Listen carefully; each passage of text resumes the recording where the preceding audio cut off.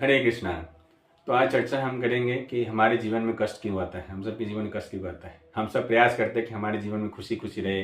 हम हर मंदिर में जाते हैं कि भगवान मेरा अच्छा कर दे, मेरा पूरा परिवार अच्छा रहे, लेकिन संभव ऐसा होता नहीं।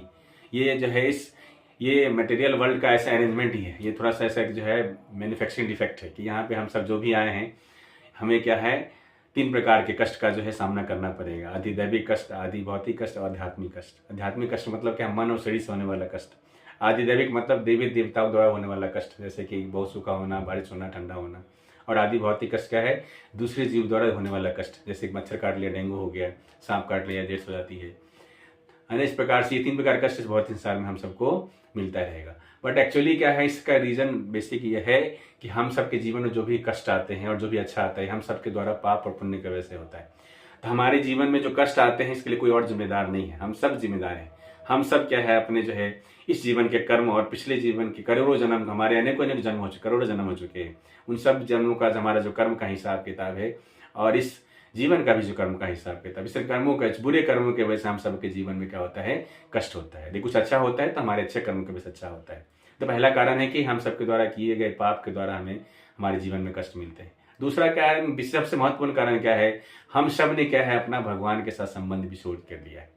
जैसे क्या है, किसी को ठंडा चाहिए तो क्या होता है, आइस के पास जाता है। किसी को गर्मी चाहिए तो क्या होता है, वो हीटर के पास जाता है। तो किसी को आनंद चाहिए तो आनंद के जो अथाह सागर हैं, रसो वैसा है ना, सच्चिदानंद जो भगवान कृष्ण है, उनके पास, उनके संपर्क में यदि हम जाते हैं तो हमें आनंद ऑटोमेटिकली प्राप्त हो जाता है। वैसे भी क्या है, मछली है, मछली क्या है, जब तक पानी में रहती है तभी तक खुश रह सकते हैं। पानी से निकाल के उसको बड़े एक बहुत अच्छा सा रेशमी गद्दे पे भी रख दिया जाए तो मछली खुश नहीं होगा। इसी प्रकार से हम सब जीव का ही नेचर क्या है, हम सब जीवेर स्वरूप है कृष्णेर नित्य दास, सब भगवान के दास है। जब तक हम भगवान की दासता करते रहेंगे हम प्रसन्न रहेंगे, भगवान के प्रसन्नता, भगवान के शरण में रहेंगे, हम प्रसन्न रहेंगे।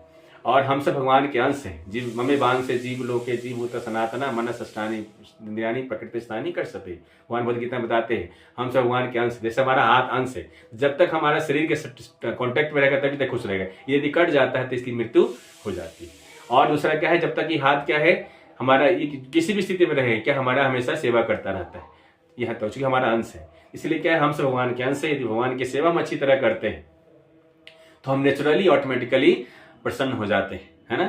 और क्या है, भगवान क्या, सच्चिदानंद, वो आनंद के सागर है। तो जैसे हम आनंद के सागर से कनेक्टेड रहते हैं, उनके पास रहते हैं, तो हम प्रसन्न रह सकते हैं। और अभी कलयुग में क्या, भगवान के पास रहने का मतलब भगवान का नाम अच्छी तरह लेना है। हरे कृष्णा कृष्णा कृष्णा हरे हरे, हरे राम राम राम हरे हरे। तो आप सब प्रसन्न रहिए, हरे कृष्णा करते रहिए। हरे कृष्णा, हरि बोल।